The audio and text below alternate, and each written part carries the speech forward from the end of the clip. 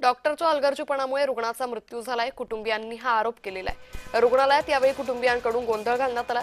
भिवंडीच्या Nobel multispeciality हॉस्पिटलवर आरोप करण्यात आलेला आहे। डॉक्टर रुग्णालय प्रशासनावर कठोर कारवाईची मागणी या कुटुंबियांकडून करण्यात येते आहे।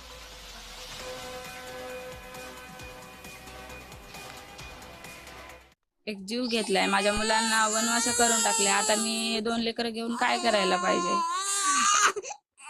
माझी एक छोटी मुलगी आहे 4 वर्षाची आणि हा छोटा मुलगा आहे। यांना पोरकं करून टाकले ह्या हॉस्पिटलवाल्या लोकांनी सगळ्यांनी। डॉक्टर लोक आणि तिथला स्टाफ एकदम निष्काळजीपणाने त्यांची ट्रीटमेंट केल्यामुळे त्यांना मारूनच टाकलेला आहे।